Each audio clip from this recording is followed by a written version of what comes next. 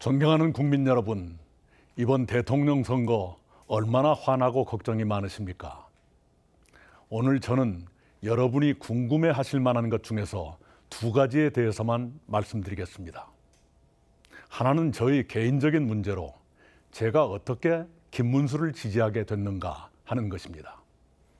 또 하나는 공통의 문제로 이번 선거는 무슨 선거인가 하는 점입니다. 먼저 저 이낙연은 왜 김문수에게 표를 준다고 했는가? 저도 일주일 전까지도 김문수 지지를 상상하지 않았습니다. 김문수와 저는 같은 대학교의 입학 동기지만 단과대학이 달라 한 번도 만나지 못했습니다. 학교에서나 사회에서나 가는 길이 달랐고 중년이 돼서 정치판에 들어간 뒤에도 진영과 이념이 달랐습니다. 기본적으로 출신 지역이 영호남으로 갈렸고 주변도 달랐습니다. 이번에 저는 선거와 거리를 두고 조금 편히 지내고 싶었습니다. 저희 가족들도 제가 그러기를 바랐습니다.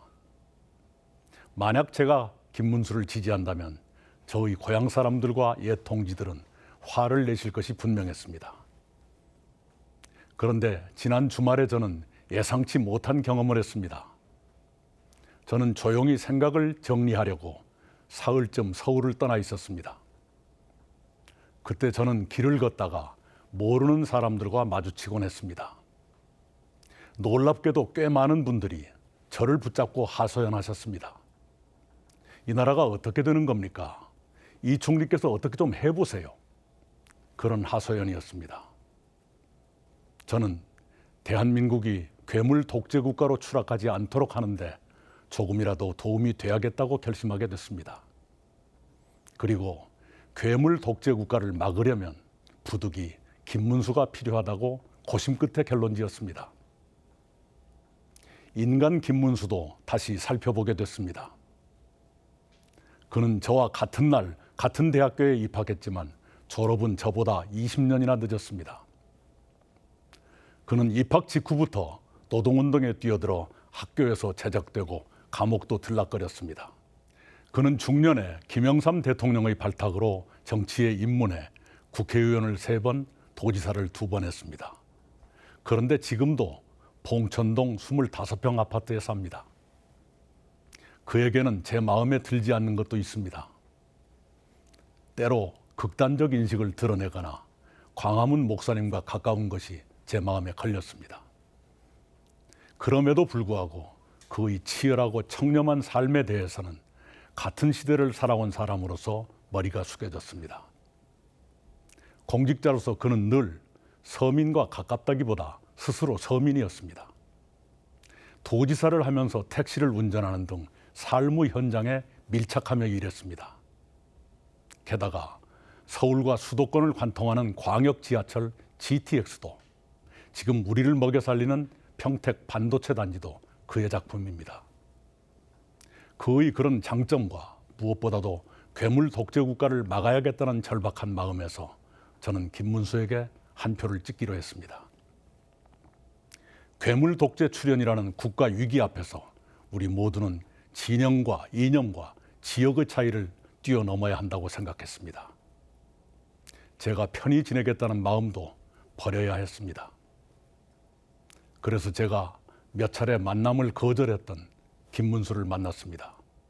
그와 저는 국민 통합을 위한 공동정부를 구성해 운영하고 개헌을 매듭지어 3년 안에 제7공화국을 출범시키고 퇴진한다는데 합의했습니다.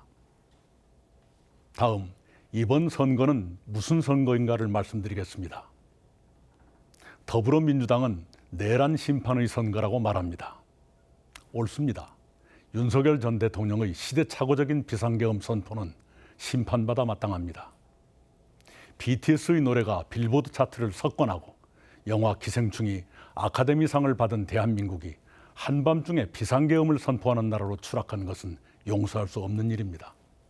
민주당은 비상계엄을 신속히 해제하고 윤석열 전 대통령을 단기간에 파면하는 데 앞장섰습니다. 그런 민주당이 만약 법적 도덕적으로 시비할 것이 없는 후보를 내놓았더라면 이번 선거는 내란을 심판하고 국가 미래를 설계하는 아름다운 선거로 깔끔하게 진행됐을 것입니다. 그러나 민주당은 12개 범죄 혐의를 하나도 벗지 못한 사람을 후보로 내놓았습니다. 민주당은 그 후보의 사법 리스크를 없애기 위해서 검찰은 물론 사법부까지 파괴하려고 덤비게 됐습니다. 그 결과로 내란 심판이라는 원래의 선거 쟁점이 희석되고 괴물 독재 국가를 막자는 쪽으로 쟁점이 옮아가게 됐습니다. 괴물 독재 국가는 한 사람이 입법권에 이어 행정권과 사법권까지 장악하는 건국 이후 초유의 사태를 말합니다. 지금 양대 세력은 내란 심판이냐 독재 저지냐로 싸우고 있습니다. 내란 심판과 독재 저지는 모두 중요합니다. 그러나 내란 심판과 독재 저지는 두 가지 점에서 다릅니다. 첫째, 내란 심판은 이미 정리 단계지만 괴물 독재는 눈앞에 닥친 미래의 문제입니다. 비상계엄 선포와 관련해 윤석열 전 대통령과 부하들은 자리에서 쫓겨나 재판을 받고 있습니다. 정치적으로나 법적으로 정리되는 단계인 것입니다. 그런데도 민주당이 내란 세력 척결을 계속 말하는 것은 주로 그들 마음에 들지 않는 대법관과 판사를 비롯해 검찰, 경찰, 정치, 기업, 언론계 인사들을 겨냥한 것일지도 모르겠습니다. 비상계엄은 그렇게 정리 단계지만 괴물 독재 국가는 일주일 뒤면 현실이 될지도 모를 공포입니다. 그래서 더 두려운 것입니다. 두 번째 차이는 이것입니다.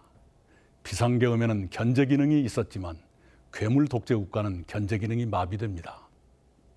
비상계엄은 헌정 질서와 민주주의를 파괴한 폭거였습니다. 그러나 국회의 해제 결의라는 견제 기능이 작동했기 때문에 2시간 33분 만에 해제가 결의됐습니다. 윤석열 전 대통령에 대해서도 마찬가지입니다. 국회의 탄핵 수출하는 견제 기능이 작동해서 비상계엄 넉 달 만에 파면됐습니다. 그러나 괴물 독재 국가는 견제 기능이 마비 또는 위축됩니다. 한 사람이 모든 국가 권력을 손에 쥐기 때문입니다. 국회 다수 세력과 대통령이 같은 세력이면 국회가 나쁜 법을 의결해도 대통령이 거부권을 행사하지 않습니다. 대통령이 자기 자신을 포함해 무리하게 일반 사면을 단행해도 국회가 동의해 줍니다. 국회가 대법원장을 탄핵 소추하면 대법원장은 즉각 직무 정지됩니다. 견제 기능은 민주주의의 핵심입니다. 견제 기능이 살아있으면 민주주의는 회복되지만 견제 기능이 죽으면 민주주의도 회복되지 못하고 죽습니다. 괴물 독재는 견제 기능이 없다는 점에서 상상 이상으로 위험합니다. 아마도 민주당 후보는 12개의 범죄 혐의를 모두 지우고 싶을 것입니다. 그러나 그것은 쉬운 일이 아닙니다. 범죄 혐의가 많아서도 그렇지만 공범들의 유죄는 어떻게 할 것이냐도 간단치 않을 것입니다. 그렇게 어려우면 어려울수록 더 무리한 방법을 쓰게 될 것입니다. 그 과정에서 법치주의는 누더기가 되고 민주주의도 바스라질 것입니다. 그렇게 대한민국이 결단나는 것입니다. 정치인이 가장 조심하는 것은 선거 때입니다. 그러나 어떤 세력은 선거 중에도 사법부 겁박과 장악 준비를 멈추지 않습니다. 그들이 정권을 잡는다면 어떤 일이 벌어질지 어찌 걱정되지 않겠습니까? 존경하는 국민 여러분, 대한민국은 중대한 기로에 섰습니다. 어렵더라도 3년만 준비해서 새로운 희망의 제7공화국으로 넘어갈 것이냐, 아니면 한 사람이 모든 국가 권력을 장악하는 괴물 독재 국가로 추락할 것이냐의 기로입니다. 부디 괴물 독재 국가의 출현을 막고 희망의 제7공화국으로 함께 건너가기를 바랍니다. 그러자면 국민 여러분 한 분도 빠짐없이 투표에 참가해 주셔야 합니다. 사전 투표도 많이 이용하십시오. 기권하시면 더 나쁜 후보의 당선을 도와 불행한 대한민국을 만들게 됩니다. 부탁드립니다. 감사합니다.